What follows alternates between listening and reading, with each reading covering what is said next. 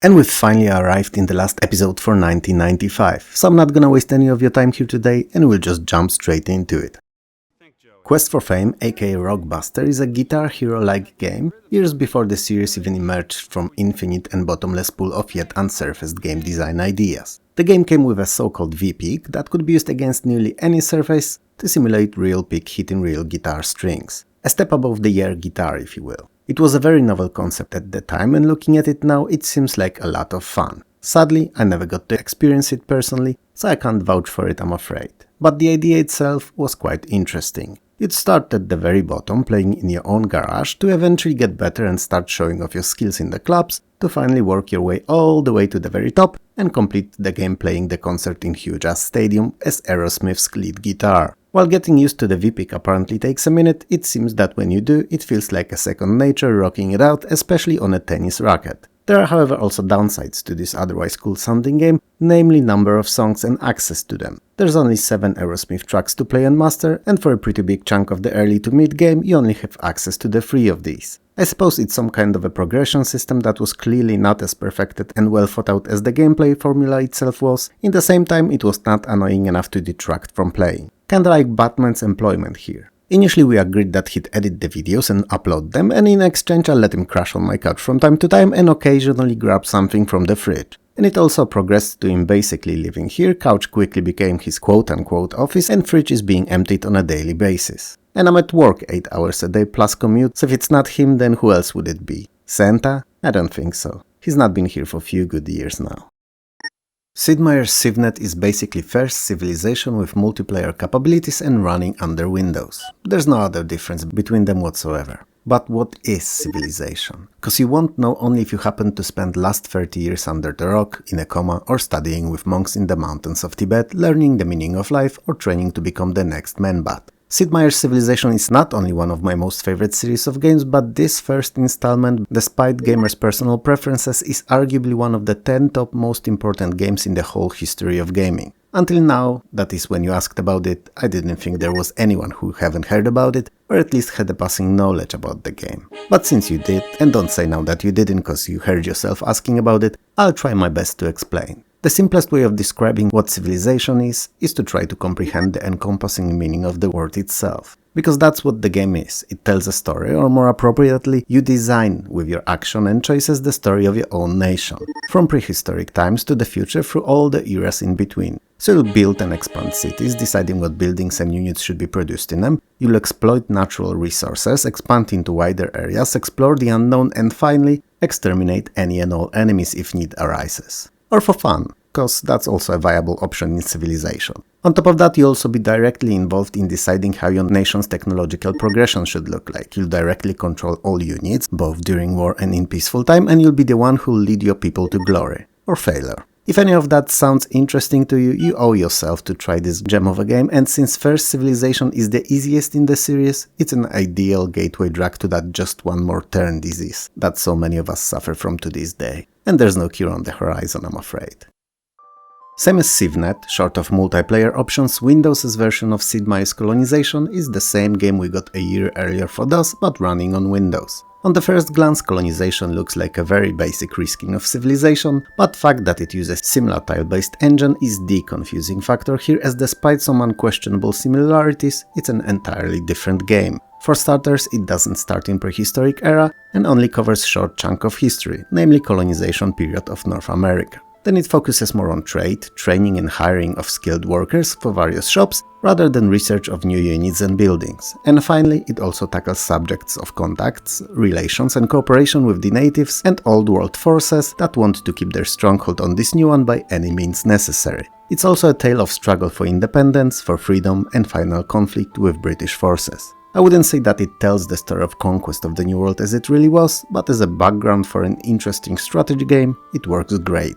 And it never aimed to be 100% accurate anyway, so little differences can't be held against it. Still, despite all those differences, it is not an overstatement to say that Colonization is a game that Civilization fans would not only be able to start playing comfortably, understanding the underlying concepts and controls from the get-go, but also offering comparable and equally as enjoyable gameplay loop. In the end, Colonization is a title worth having and being played by any true strategy aficionado, or even someone who was interested in civilization but wary of its obvious complexity. I remember Stars being touted by one of the gaming mags of yesteryears as a game that even Bill Gates played religiously. I mean, if he did, it had to be good, right? Especially that it was supposed to be this 4X Master of Orion-like title, giving you unprecedented freedom in ways you could win each game. And the fact that it can be played by up to 16 real or CPU players was especially enticing to me. Not that I had 15 friends on the edge of their seats just waiting to play Space Team strategies with me or even interested in games really. But despite that, I was still keen on this particular option for whatever the reason that I can't recall today. To this day, I have no idea if Bill really played it, or was it just a review fluff, something that was not easy to fact check back then, but it was plausible enough to be used as a quote-unquote factoid to insert and spice up game description. If by any chance you're watching this, Bill, Bruce and I are big fans. Please let me know if you played it or not. Still, whether he did or did not, I know for a fact that Batman and I did. I'm Batman. What? Yep.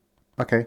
Correction. Manbat did not play it, because apparently he plays games featuring him and for whatever the reason Barbie exclusively. So do whatever you feel like with this knowledge. Anyway, Stars is a 4X top-down turn-based sci-fi space strategy of massive depth that's coupled with friendly and easy-to-grasp Windows-based interface. And I spent quite a bit of time playing it back then. It's a title that will not seduce you with its flashy presentation, catchy soundtrack or buttersmooth animation. Quite the opposite. It looks and sounds so simple in fact that it could be considered bare-bones Excel sheet wannabe, with a lot of numbers, graphs and incredibly simplistic graphical objects to depict your fleets, planets and such. While it may be off-putting at first and sounds boring when I talk about it too, I'm sure, don't let it fool you. The gameplay is all there, and if you manage to get someone else to play it with you, it's also addicting as hell. Why do I mention other players in particular? Well, Stars is a great game, no doubt about that, fun when played alone too, and it's about as big as some of those Instagram influencers sport, just hanging there and unnaturally changing their center of gravity. But regardless of the CPU difficulty level you choose, you will soon enough encompass it and learn how to win the game every single time. So having a friend or even better few of these eager to play Stars is what will prolong its stay quite considerably. Sadly, last time I've played it was over 25 years ago or so I can't really share any useful strategies or tips with you, but they wouldn't really work against humans anyway, as we tend to be unpredictable and adjust our approach to situations on the fly, rather than follow a certain pre-programmed algorithm. All in all, Stars is a very deep and time-consuming game that will no doubt provide you with days of fun when played against the CPU, or weeks against friends. While the Daedalus Encounter is definitely not the first interactive movie game we've spoken on this channel, and not even first I've ever played, it is the first I remember seeing in a gaming mag before I even had a chance to experience any titles in the genre. And I don't know if it was the setting, the premise gameplay is based on, or lovely Mystia Carrera, but I was really interested in it. Mind you, while I did not have a PC yet and was still destroying joysticks on my trusty Amiga, I was just a few months away from getting one and was carefully scouting PC gaming scene, forming a list of titles old and new that I wanted to get and play when I finally would be able to. Now, since I make those videos, you can bet your ass that the list was already a few hundred titles long, and I went through dozens of my old mags picking all the games I looked at with envy and couldn't experience on the Ami. Now, Daedalus Encounter was quite a new one at this point, and the whole FMV interactive movie genre seemed very exotic to me, not being able to fathom how it's even played. Little did I know that grand majority of these were incredibly superficial, lacked deep or even fun gameplay mechanics and just drowned you in the sea of repeatable, boring and low quality clips. But I was to learn that soon enough, so it's probably for the best that I had something to get excited about for my new computer. The Daedalus Encounter fortunately is not one of those crappy FMV games, and while it's not the best this limited genre could offer, it's genuinely good and worth completing. The game starts a little after the intergalactic war ended, during which you died. Only, not really. Because when you woke up from seemingly blacking out, you realize that you're just a disembodied brain in a life support system box, rescued from a suspicious lab by a former war teammate later. You know, Futurama head style. Anyway, they hook you up to their ship, which now functions kinda like your body, keeping you alive and allowing you to interact with all of its systems and your friends. The gameplay mainly involves you passively witnessing what they do, how they explore alien locations, conversing with them and trying to help them solve various puzzles. In majority of cases consisting of figuring out how to operate different mechanisms to open locked doors and areas or to push the story forward. Even if this sporadic puzzle solving is not the worst, it's hardly a guarantor of long-lasting fun, and I wouldn't suggest approaching the Daedalus Encounter just for the puzzles. Where it shines is the acting and a pretty decent story. The first, while not on blockbuster levels, it's still few steps above the usual for the genre, and the plot is captivating enough to have you wanting to see it all the way through to the end. So should you play it? Well, if anything I said sounded interesting, then you have your answer.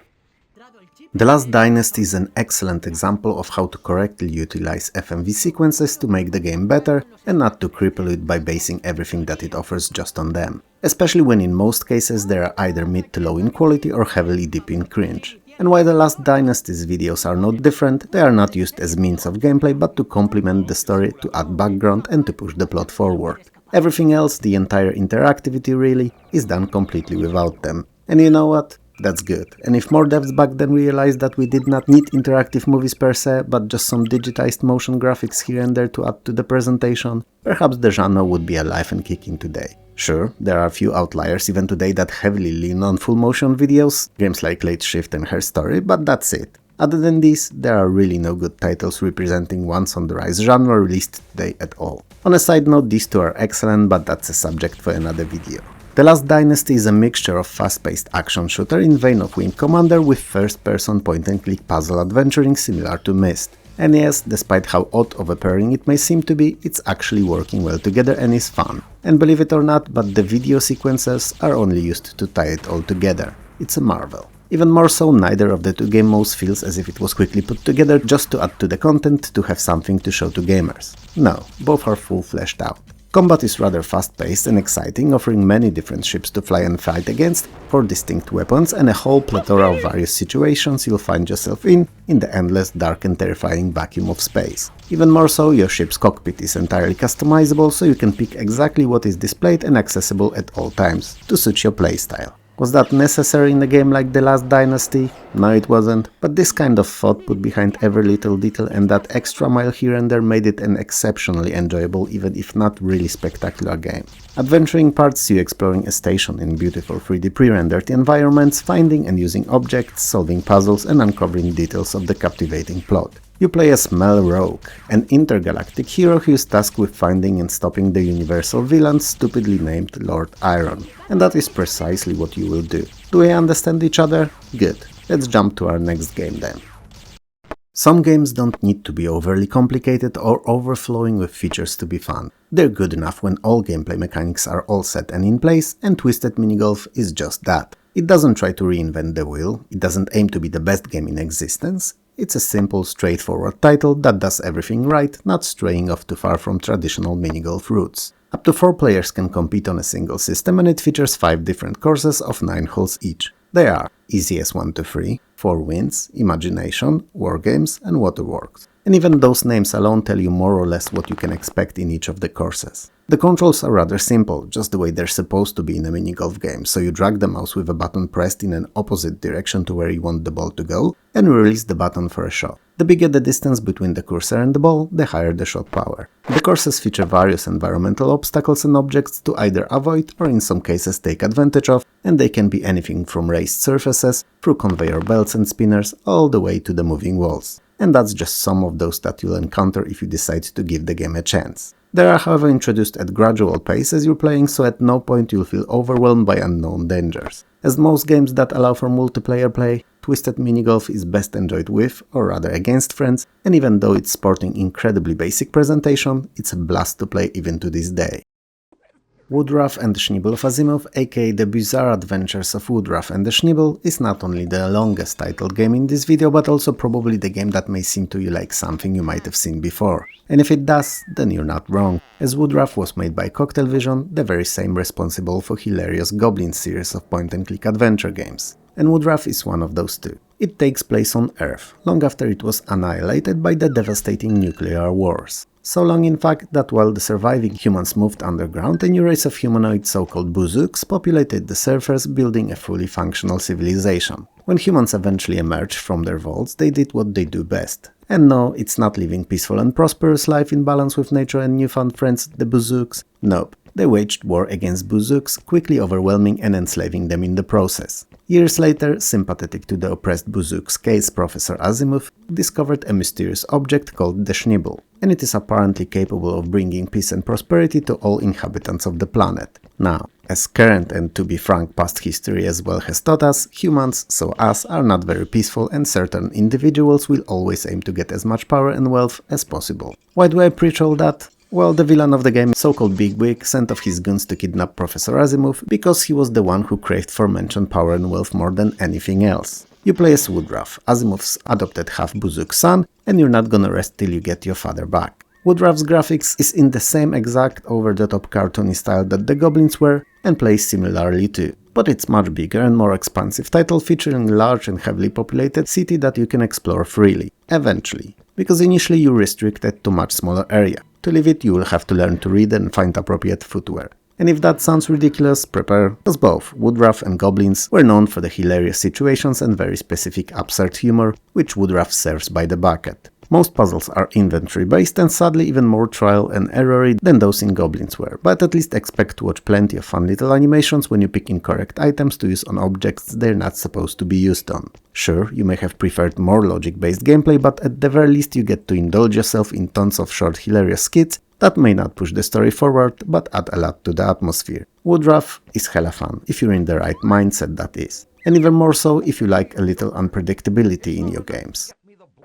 My absolute favorite genre are role-playing games with tactical turn-based combat. Cause I like to build my character, or even better characters, throughout a long and eventful campaign, min-maxing their stats and coming out with interesting or even unstoppable builds. Allied General is not an RPG. It is however a sequel to Aerial Panzer General and a turn-based tactical strategy, and these are quite high on my list of faves too. Allied General takes place during World War II, again, but this time on Allied side during 2 British, 1 US and 1 Russian campaigns. Remember when these 3 were allies? Seems like ages ago. Anyway, the campaigns are set in Europe, Russia and North Africa, and while Allied General is strategy through and through, there are some small tiny things that you get to find in RPGs in it, like experience and unit progression. So units that survive a combat encounter and transfer to the next mission and receive experience points. It obviously reflects in units' usefulness and efficiency. The change may not be astronomical, but you know, every little helps, right? Anyway, the campaigns, while largely linear, are not really make or break type of affairs, so losing some missions does not really end up with a game over, but with a change of situation on a global scale of conflict. All sides may have different units and all of them have their own strengths and weaknesses and specific use case scenarios, kinda like Batman and Man-Bat. One lives on my couch, eats my food, sweet and savory snacks, and drinks my, well, drinks, doing little to no work at all. While the other lives on my couch, eats my food, sweet and savory snacks, and drinks my, well, drinks, doing little to no work at all. Wait a minute. Are you editing these videos in the way that would make me look stupid, Bruce? I'm Batman. What? What do you mean more stupid? Anyway, interestingly enough, user interface elements change their aesthetics as you move between the countries in campaign, which from a mechanical point of view is totally unnecessary but a nice graphical touch nonetheless. Now, while Allied General is great and all and a very decent and superior successor to the original, it's not without its faults. The main, biggest and most painful one being supply lines, which are as clumsy as they always been in the series, effectively making certain tactical strategies impossible, as you're incapable of supplying units effectively, which makes some strategic approaches very difficult to pull off, for instance encircling the enemy to attack him from all flanks. It's incredibly annoying if you're someone who likes to lay out deep strategical plans and then use them to stop or even conquer often overwhelming enemy forces, as in Allied General some of these are just not feasible. Don't get me wrong though, it's still a great game, just nowhere near as good as it could have been. Battle Isle 2220, Shadow of the Emperor aka Battle Isle 3, was supposed to be a crowning jewel in the series of turn-based sci-fi strategy games. Did it succeed though? I don't know, let's discuss it and then you'll tell me. Preferably somewhere in the comments below so that I could see it, cause you know, if you would just literally say it, how would I know what was it? Anyway, Battle Isle 3's story is not great. You play as Caro, a brainwashed agent of evil who doesn't realize it herself and is bent on destroying Ben Harris, son of the great strategist and a hero of previous game.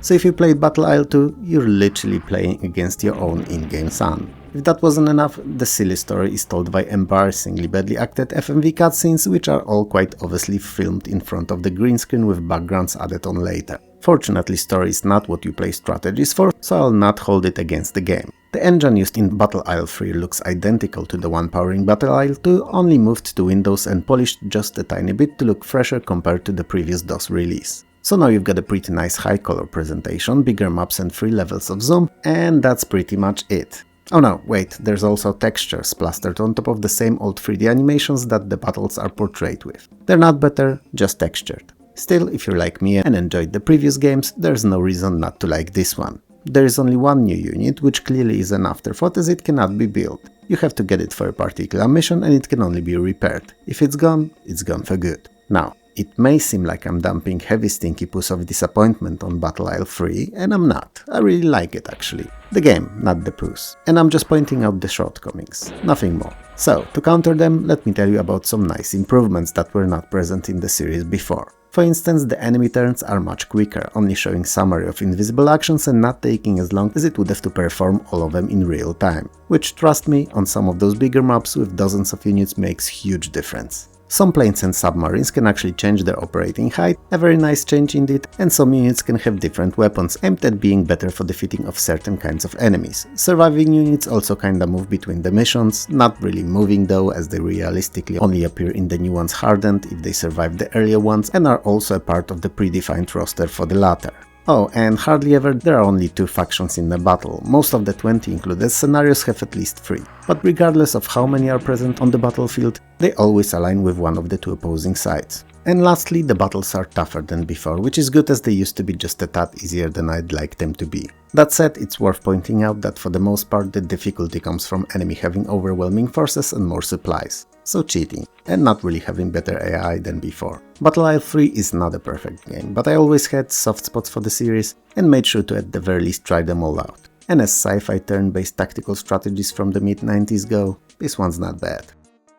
Cyberia 2 is a sci-fi action rail shooter that's set on pre-rendered VO backgrounds and is direct follow-up to immensely popular and well-received first game. You're still Zach, the protagonist of original Cyberia, and after being resurrected and disconnected from Cyberia itself, you're quickly drawn into action-packed story of good versus evil. And you're the good in it, to be precise, cause you know, a do-gooder and universal hero such as yourself would not have it any other way. Cyberia 2 is an on-rail shooter, conceptually very similar to Rebel Assault games, having you take part in various action shootery scenes in which you have little to no control on how the story will unfold, as it's aggressively linear. It's not a surprise though, I mean it's an on-rail game, so it kinda implies that your choice will be limited to who shoot first rather than if shoot them at all. But despite following one of the very successful games in the genre, it does not really deliver enough to warrant a place in history. Sure, the graphics are incredible for the time, way better than those in its progenitor, it doesn't really invent in any way imaginable. It does the same things, just looking better.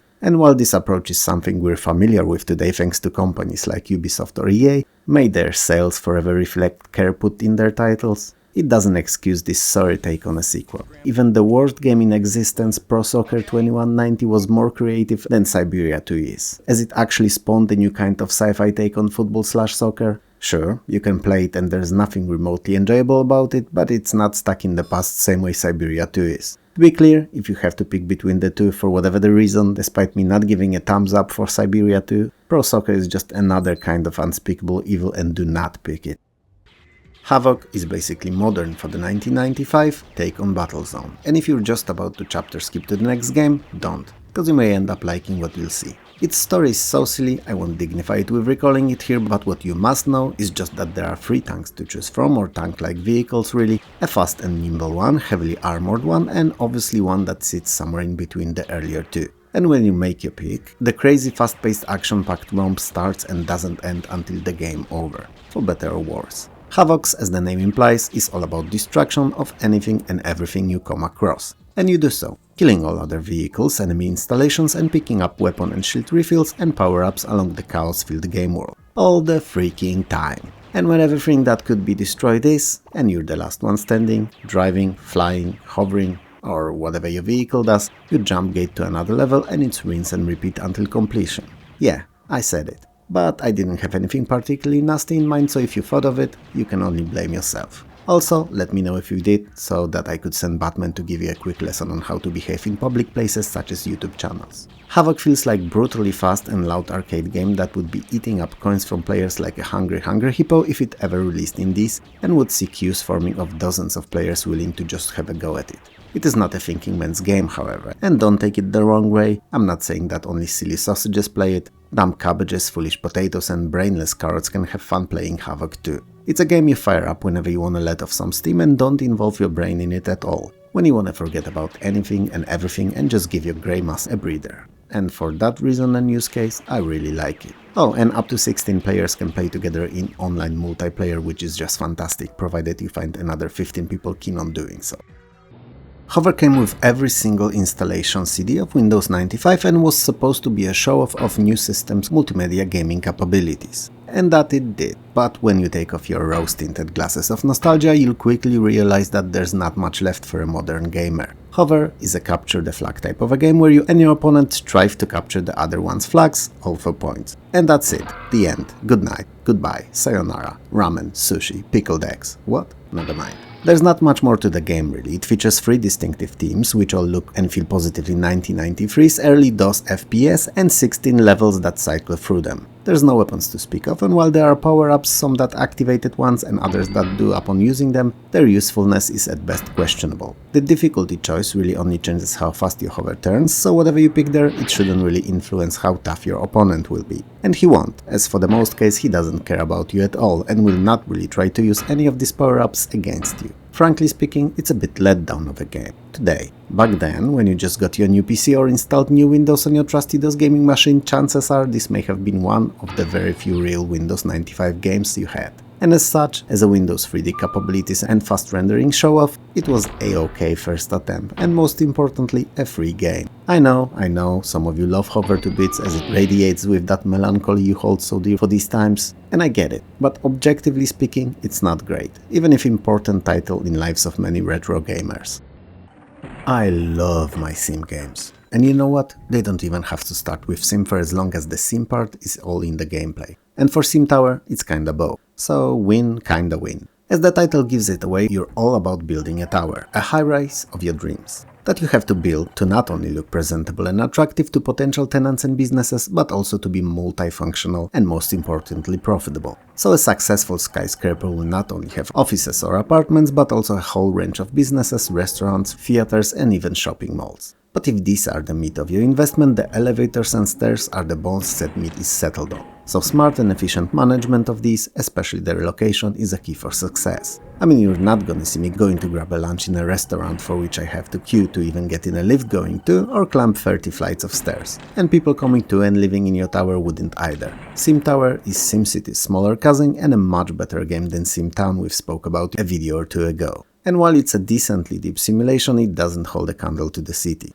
There's a lot you can do, sure, but eventually as much fun as you're having, certain repeating scenarios will start to surface. And at first you'll be like, oh yeah, sure, this happened before and now again, but I'm going to witness something new and cool. And you do, but then you see same things over and over and at some point nothing new shows up. There's nothing coming you've not seen before and you have that sudden realization that that's it. And it instantly kills the game for you. Cause in SimCity, for instance, where you also have a limited number of things that can happen, things like power crisis, lack of water, crime rates skyrocketing, or even disaster of sorts, among others, they are same, but their consequences may be dramatically different depending on how you've built your city, how it's been designed to perfection, or in an entirely random manner. In Simtower, whatever happens, happens, and the consequences are nearly always identical.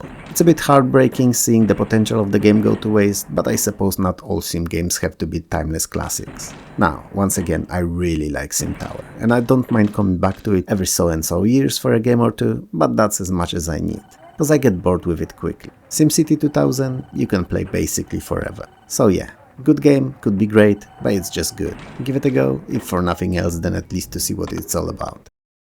And that's 1995, folks. It may have been the first seriously good year for Windows gaming, in no small part thanks to the release of at the time groundbreaking Windows 95, but there's a lot more to come for 1996 and later. Initial list of games for it, before I get Batman to remove some dots, is well over 150 titles. So, even if many of these will be dropped, there's still gonna be a lot of classic games that we consider cult titles today. That, however, is a story for the videos covering 1996. For now, let me know what you think of 1995. Was it a great year? Or an amazing year? Or spectacular even? Cause you wouldn't dare calling it crap now, would you? Let me know in the comments below.